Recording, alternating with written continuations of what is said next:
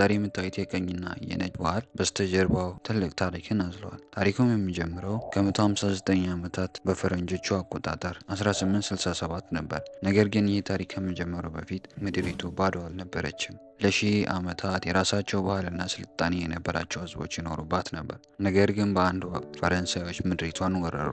ቀጥሎም እንግሊዞች መሬቱን ለመቆጣጠር እግራቸውን አሳረፉ። ስለሆነም ሁለቱ ሀያላን ሀገራት ምድሪቱን ሙሉ በሙሉ የሚያወድም ጦርነት ውስጥ ገቡ።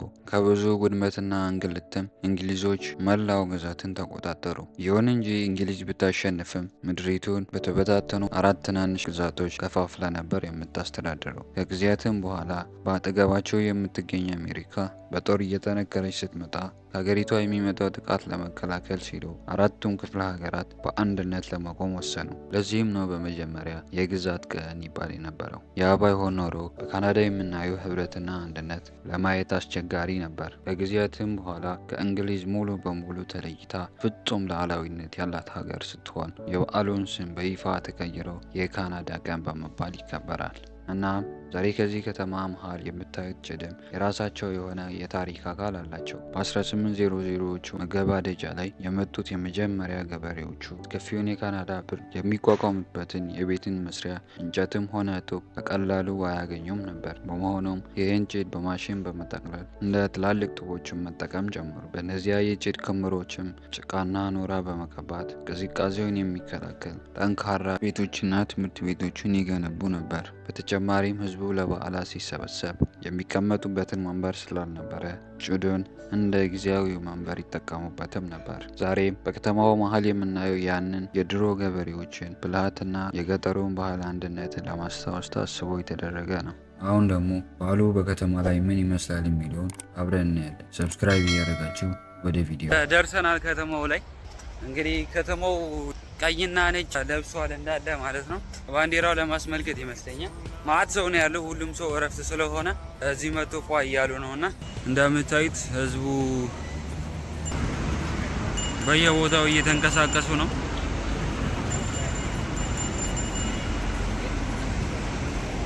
እንግዲህ ወደ መሀል ከተማ እየገባሁኝ አንዳንድ ነገር አሳያችኋለሁ። ማዕት ህዝብ ነው ያለው። እንግዲህ ጋይስ መንገድ ላይ የሄድኩኝ በጣም የሚገርም ቦታ አገኘሁኝና ሰው ምናምን ፏ እያለ ነው። ለልጆች እያዝናኗቸው ምናምን ነውና በጣም ነው የሚያምሩ ቦታው። ቆይ ላሳያችሁ።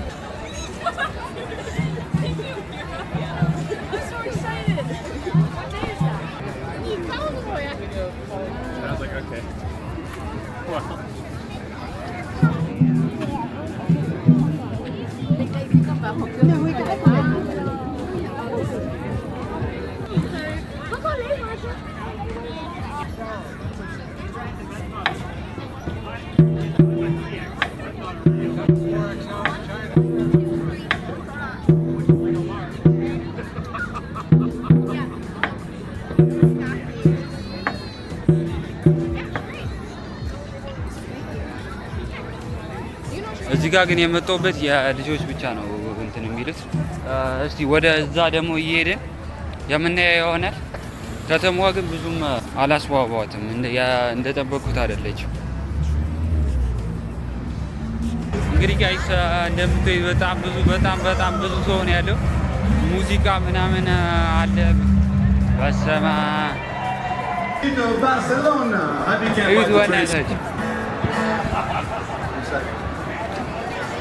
ዘፈን ምናምን እያቀረበ ነው እዚህ አባ።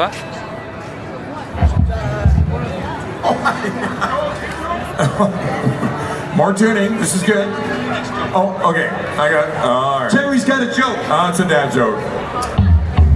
Dad joke. What did the sushi say to the bee? Wasabi. I love that. How do you get a Kleenex to dance? Put some boogie in. And you keep on dreaming. እንዳያችሁት ጋይስ በቃ በየቦታው ጭድ ነው። ይኸው እዚህ ጋርም አለ።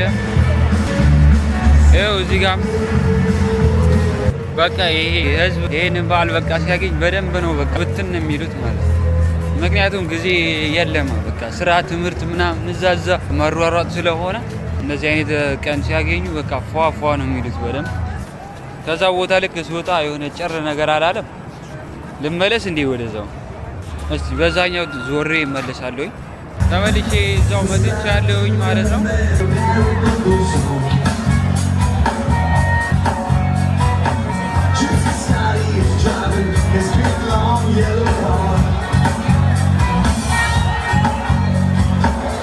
Flies like a bird over his shoulder. Let's go. She whispers in his ear, boy, you are my song. ያው እንደምታዩት ጋይስ እንትን እየተሸጠ ነው እዚህ ጋር ኮፍያ ምናምን። ዋጋውን አያችሁት? ዋጋው 109 ነው።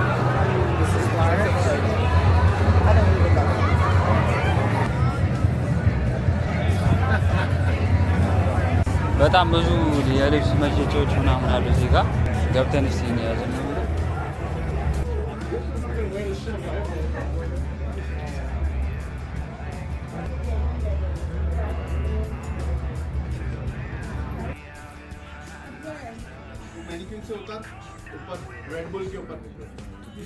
ኮፍያዎች አሉ እዚህ ጋር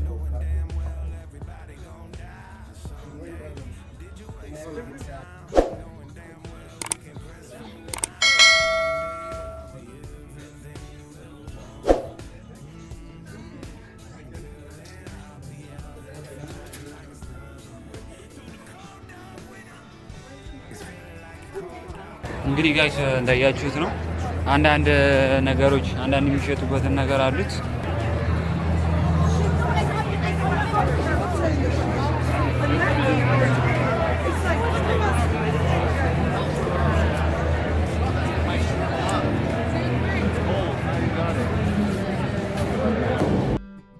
Did you wait too long?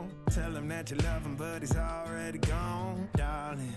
Did you make two wrongs? Know that daddy never made a right before, darling. በለው ድምቀት ያስጠላችኋል።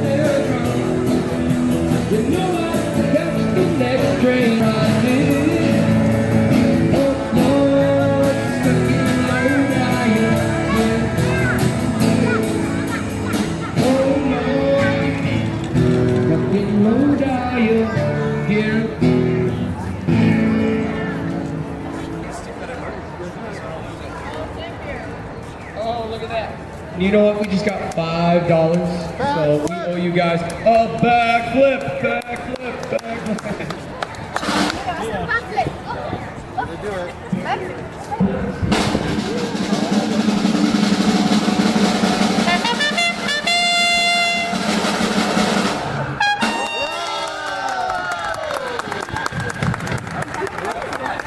That's right, folks. We do backflip for every $5, and we do some even crazier stuff for 20. You will not believe the stuff that Naomi does on that truck.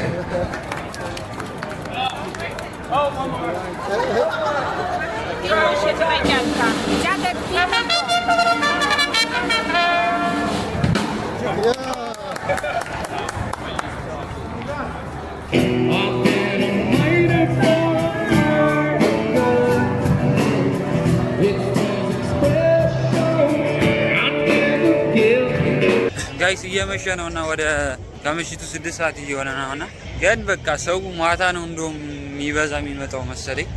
ሉክ የህዝብ ማት በዚህ በኩልም እዩት።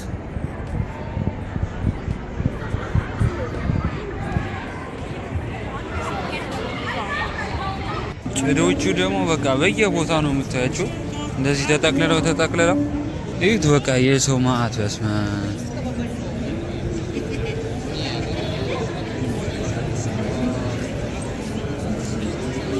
ብትሄዱ አያልቅም።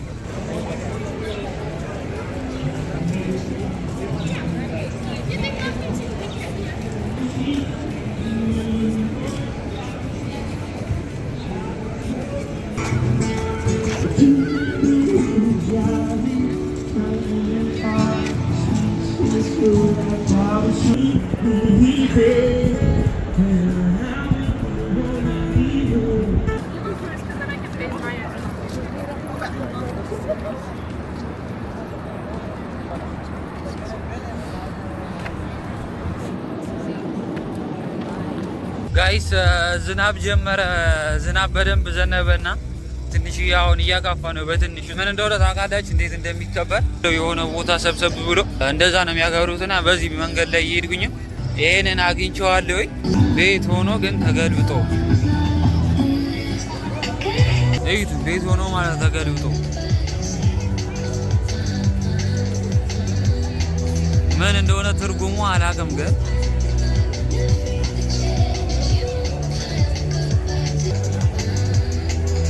አያችሁ ጣራው ከታች ይሄ ከታቹ ደግሞ ወደ ላይ እንደዚህ ተገልብጦ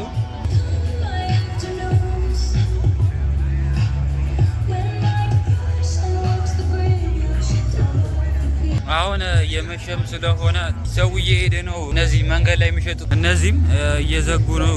አሁን እኔም እንግዲህ ወደ ቤት ነው የምሄደው። ከዚህ በላይ ምንም የምቆይበት ምክንያት የለኝም። ነገ ደግሞ በጠዋት ስራ ስለምገባ እየሄደ ነው። ወደ 2 ሰዓት እየሆነ ነውና ያፈጠነ መሄድ አለብኝ። የሆነ ኤዲት ምናምን አድርጌ ደግሞ ፖስት ለማድረግ ሞክራለሁ። ነገ ከነገ ወዲያ ብቻ እንደዛ እናደርጋለን። እንግዲህ ጋይስ ባሉ ይሄንን በደመቀና ባበበ ምንድነው የሚባለው ብቻ እንደዛ የሚገርም በዓል ነበረ። በየቦታው እንደዚህ ተሰብሰብ ብሎ ሁሉ ነገር ዝግም ስለሆነ በጣም በሚገራርም ሁኔታ ነው ያከበሩትና ይመቻቸው። በእናትህ እዚህ ጋር አንዳንድ እብድ የሆኑ ሰዎች አሉ ታውቃላችሁ። የዛሬ ቪዲዮ ይህንን ይመስል ነበረ። ሰብስክራይብ ማድረጋችሁን እንዳትረሱ፣ ምክንያቱም በጣም ብዙ ቪዲዮዎች እየመጡ ነውና ሰብስክራይብ ማድረጋችሁን እንዳትረሱ። ቪዲዮ ምልክቷን ተጫናት። እንግዲህ የዛሬው እዚህ ጋር ልቋቸው። ይመቻቸው አራዳ ልጆች። ፒስ